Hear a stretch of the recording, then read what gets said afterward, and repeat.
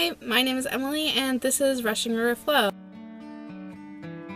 And today I wanted to talk to you a little bit about Micheal Buckley, or Buck Hollywood, and the massive change that his channel has gone through in the last few years. If you ever watched him before, he mostly did celebrity gossip. He had a funny, entertaining style, he was very on, he was very fast, but almost all his videos were about celebrities, about gossip, about TV, things like that. And it never was quite my cup of tea. In the last couple of months, I don't know how, but I managed to watch one of his videos, his new ones. And I was so surprised. I barely recognized him or the video because it was so incredibly different than what I'd seen before.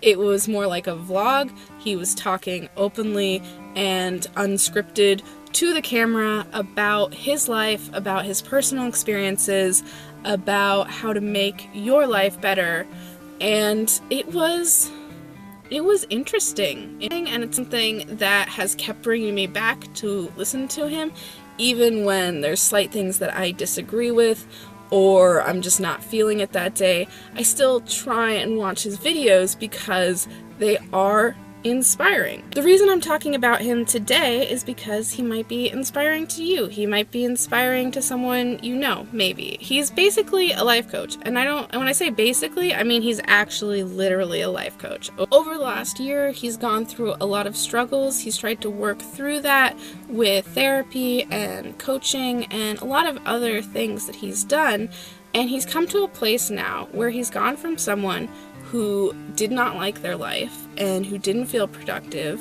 to feeling positive and excited for every day and loving what they're doing. And what he's doing now is being a life coach. So he kind of spent this last year working on himself so that now he can help other people work on themselves. It can be kind of hokey at times, but I think that is what self-help and positive psychology is. A lot of self-help feels hokey and it feels cliche.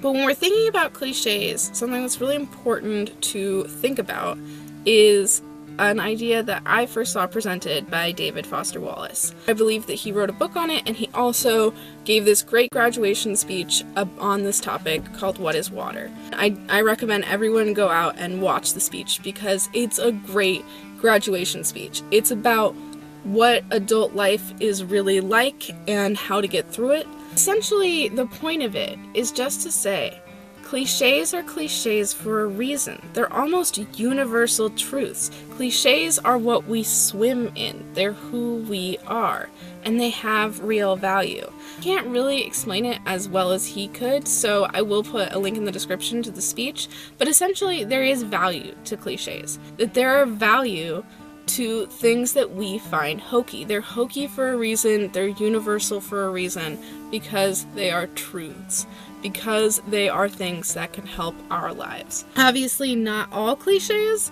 but some cliches really are there for a reason. So this idea that self-help can often feel very hokey, it can often feel very, fake, I think. It's hard. It's a hard thing to fight, that feeling when someone's telling you, like, don't be a victim, be a hero, write your own story, change the story that you tell yourself. Be responsible for yourself and your emotions. If you change your thoughts, you can change your feelings, which will change your actions, which will change your reality. And those things seem stupid and simple. I mean, that was my immediate reaction to them. But there could be power in them. And that's what I'm kind of trying on. I'm trying that out for the last month or so. Watching his videos, actually taking notes, because he does say some really interesting ideas that are very empowering.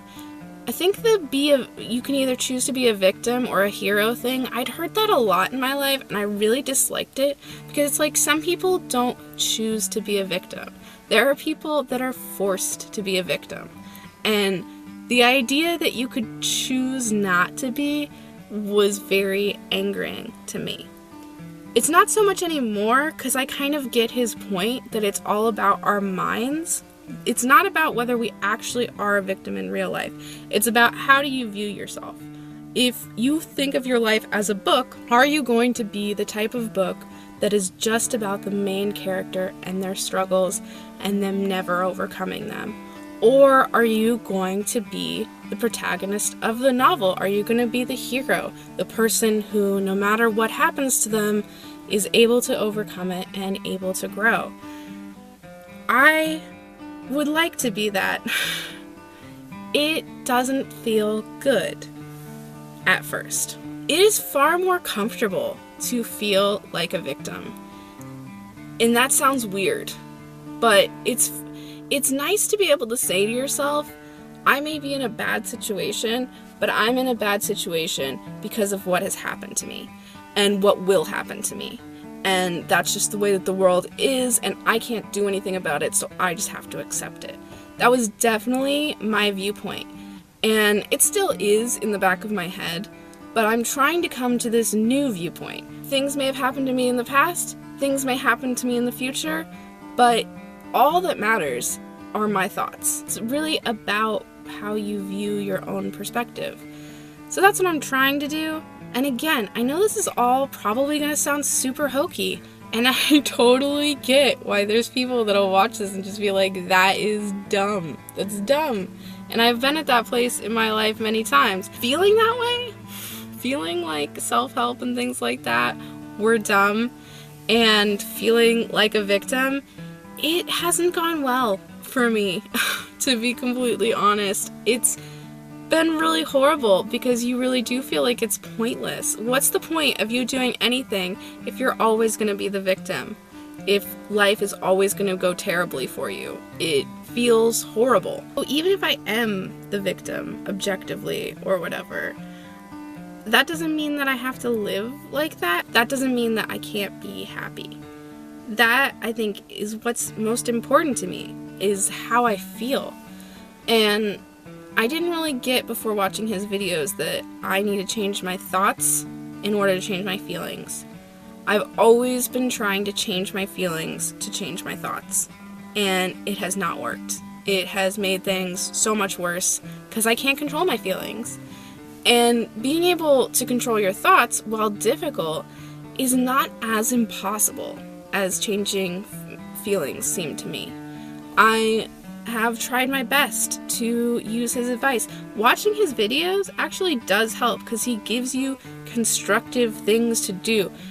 Writing out lists and answering questions and rewriting the script in your head of what you're thinking and what you think about yourself and your life, it has helped. And I definitely think that there's going to be people that overlook what he's doing because they think that he is the old Buck Hollywood. They think that he's still doing celebrity gossip, or he's still that type of comedic entertainer. And he's really not. He's funny. He's still a funny guy. But I feel like he's not doing this just for entertainment. He's doing this to genuinely help people with their lives. And I think that he has the ability to do so. Now, this is all, like I said, it's hokey, it's stupid.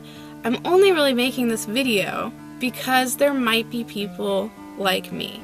There might be people that have given up on their old ways of thinking because it's not helping. It doesn't make things better. And I think that I have to be in this space now where I just let things be and try new things without judging them too harshly. And so if you can watch a few of his videos, if you want to see his own story, or if you want to watch his advice videos or his live streams that he seems to be doing every day now, I think that it would be good just to try it out, just to see what you think of it. It's one of the reasons that I watch YouTube, is for the positivity and the productivity that people show. I think that Micheal Buckley is special in that he really serves up some tough love. He is very matter-of-fact about how you should change your life and how you should act. Not necessarily preachy, but just trying to be forceful about taking your life into your own hands, being responsible for yourself and your emotions, and working on yourself for you, because it's really about you.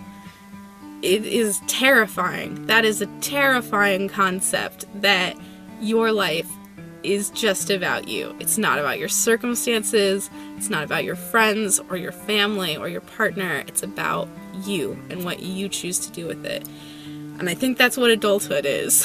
I think, you know, fuck cooking and grocery shopping and budgeting and mortgages. Yes, that's all very important. But actually realizing that you are the only person that is responsible for what you're going to do in life is a terrifying concept that I think we all need to come to terms with at some point. And that's what I'm trying to do right now. That's all I have for you today. I hope you enjoyed it. I hope that you got something from all of this. And hope I see you soon. Bye!